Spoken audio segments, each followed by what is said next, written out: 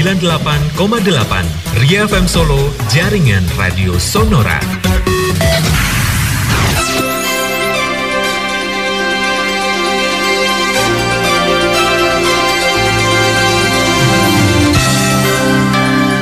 Tepat pukul 16, waktu Ria FM.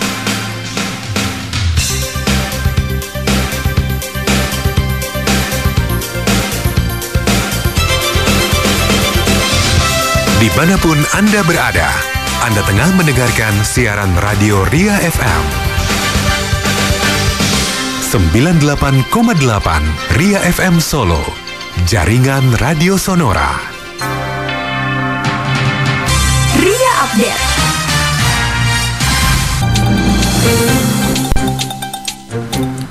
Selamat sore sahabat Ria, inilah rangkuman informasi aktual 1 jam terakhir dalam Ria Update bersama saya, Rais Prasetya. Komisi Pemberantasan Korupsi KPK menggeledah kantor penukaran uang atau money changer di Surabaya, Jawa Timur pada hari Kamis 22 Desember 2022.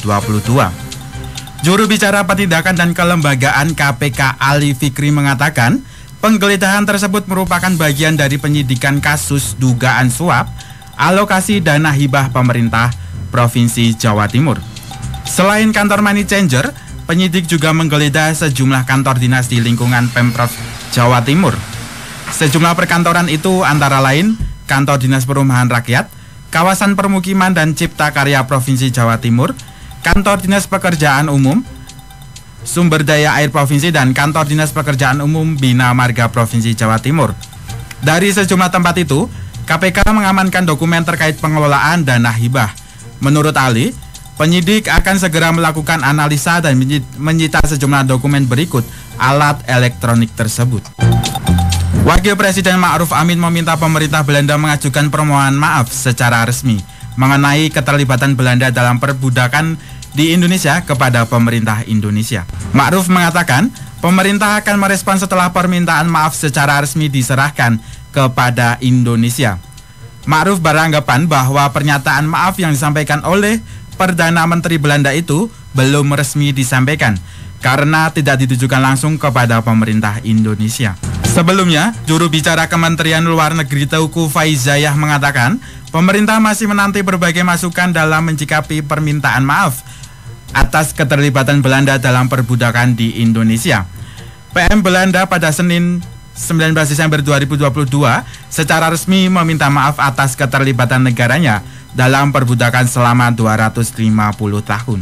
Pihak berwenang Myanmar telah menangkap lebih dari 110 orang Rohingya, termasuk anak-anak, karena melakukan perjalanan tanpa membawa dokumen resmi saat mereka mencoba menuju negara Malaysia. Sebanyak 112 warga, termasuk selusin anak, telah ditangkap di kota Tenggara Bugale. Dari sejumlah itu, 35 orang diantaranya dijatuhi hukuman penjara 5 tahun. Laporan itu tidak memberikan informasi tanggal penangkapan, tetapi media lokal Myanmar telah melaporkan bahwa penangkapan itu terjadi pada pagi hari tanggal 20 Desember. Dipandang luas sebagai penyusup dari Bangladesh, sebagian besar anggota kelompok minoritas Muslim Rohingya ditolak kewarganegaraannya di Myanmar dan juga seringkali memerlukan izin untuk bepergian.